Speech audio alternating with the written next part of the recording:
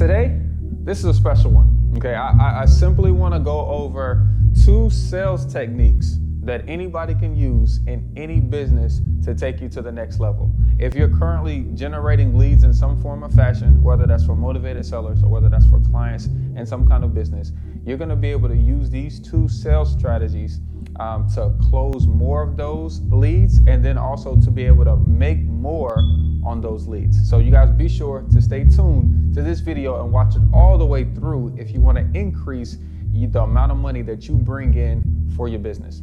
Let's do it.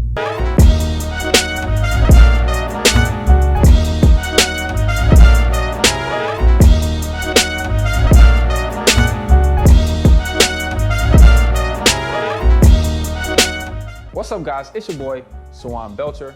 This is me taking action. Right here, we talk about how to make as much money as you want during a 30-day period of time while cherry picking the very best deals for yourself, okay? I'm a real estate investor. I literally buy and sell houses all the time. Some of them I keep, some of them I sell, some of them I refinance, okay? Literally, we just wanna make money, okay, in business using real estate. Now, these 2 sales techniques, you don't have to be in real estate to do these. I was actually, when I started practicing these 2 sales techniques, I was actually in the car business.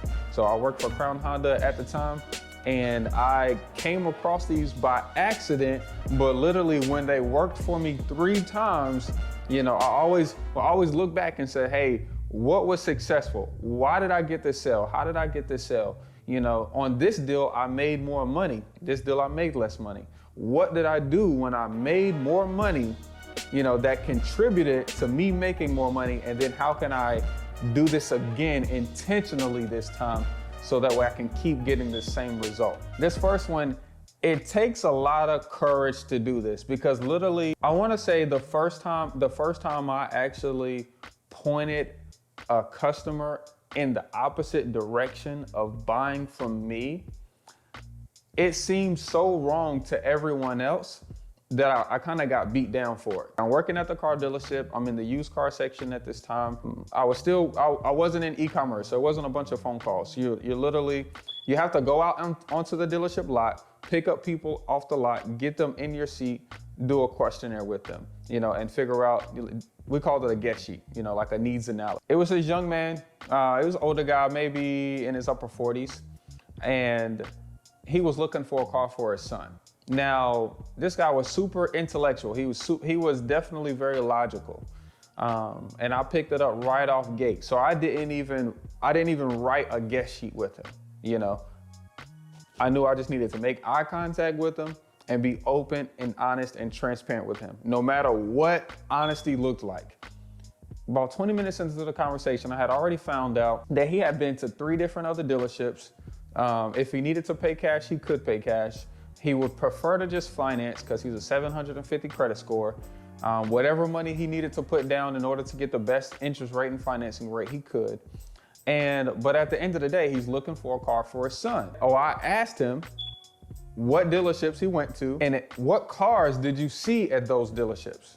I also asked him, hey, well, out of the cars that you saw, what did you like about it and what didn't you like about it? Okay, so I'm gathering information, okay? This is very important. I'm focusing on him, not about the dealership and how we're beneficial or how many cars we have or what cars we have in our inventory, none of that, okay?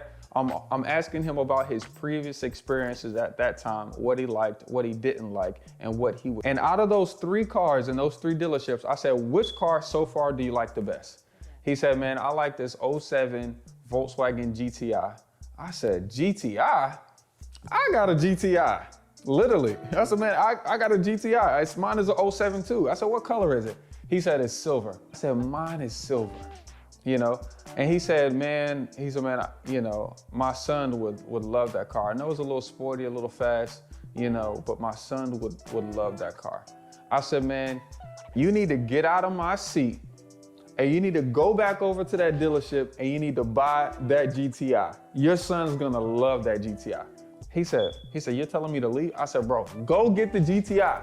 You know, he said, well, I never had anybody tell me to go somewhere else before. I said, look, man, I'm not gonna tell you again. Come on, let me show you my car in the back, okay? And I'm gonna reconfirm this is what you want for your son. So I took him to the back, into the parking lot.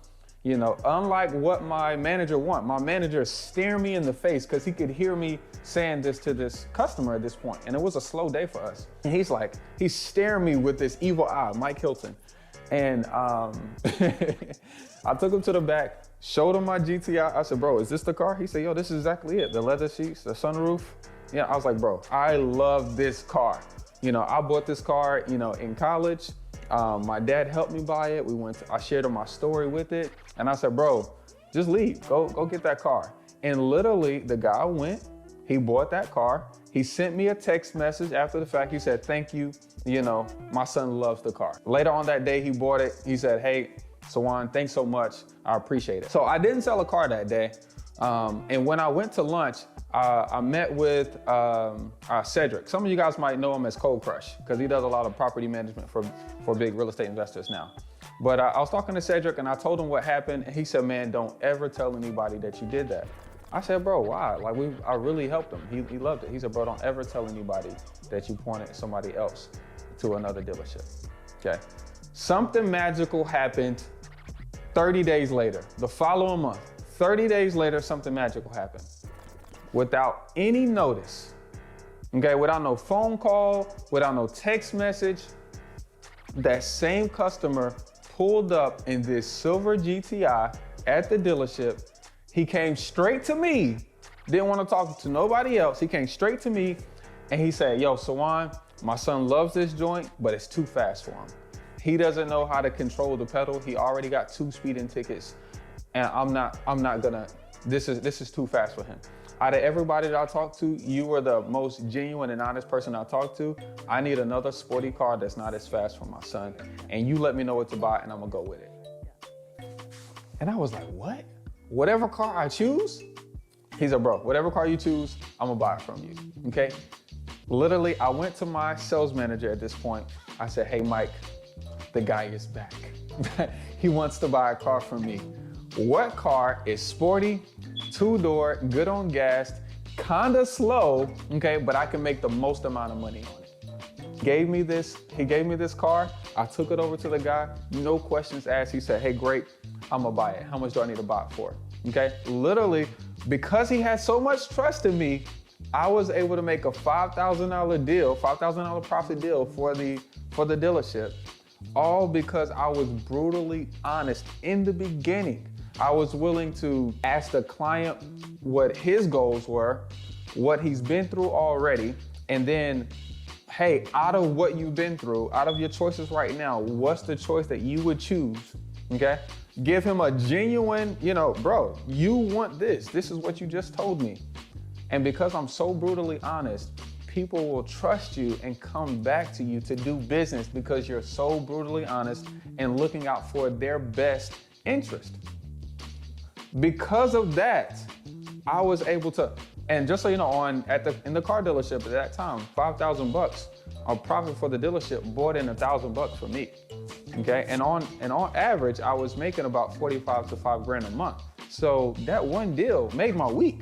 Okay, so be brutally honest, so honest with your clients, so honest with your sellers that they trust you beyond measure. Okay, that's the first one. The second thing, this happened to me. Maybe this happened to me 5 or 6 times before I really understood. Now, working at the dealership, you're there from 9 o'clock in the morning to about 8 o'clock at night. Those are the hours of the dealership, okay? And when you're new, you really don't know how traffic works. You don't really know where to get customers. You just kind of take your breaks whenever you need to. You got to pick up your kids from school, you go take a break. You need to go to lunch, you go take a break. Whenever you want to take a break, you can take a break. I started realizing every time I took a break, there would be another salesperson that was signing up a deal selling a car. And I'm like, what in the world? When I left, there was nobody in the dealership. When I came back, there's 2 people that are selling cars with 2 other salespeople. So I started calling lunch breaks the $500 lunch break. Because every time I would leave work for lunch, I would lose $500 because these guys would get it, okay? So what I would start doing was instead of leaving, I would delegate certain stuff. Instead of me picking up the kids, I'd have my wife or my sister pick up the kids. Instead of me going to pick up lunch, I would have my lunch delivered, okay? And this is a very, very simple sales strategy that you need to be doing the income-driven activities in your business every single day, okay? If it's not bringing you income, if it's cold calling, okay, which is getting a bunch of FUs and stop calling me's, that's not an income-driven activity in your real estate business. Making offers is. Talking to new private money personnel, that's an income strategy. You need to be focused on income-driven strategies. Everything else outside of that, you need to delegate to someone else. That allowed me to make the most amount of money the fastest. Now, great. I make $500 a day, so what? I pay out $100. I'm $400 up. So you guys have to get that mindset in you. Number one, you want to be brutally honest. Number two, you can't do everything. You need to focus on income-driven activities, okay? If you guys like these two sales activities and you're gonna use this inside of your business, go ahead and drop a flame in a comment, okay? We talk about real estate, business, and finance here every Monday, Wednesday, and Friday right here on YouTube. And my goal is literally just to help you guys to make more money inside of business and, of course, use real estate doing it. So until the next one, we'll see you again. Peace, y'all.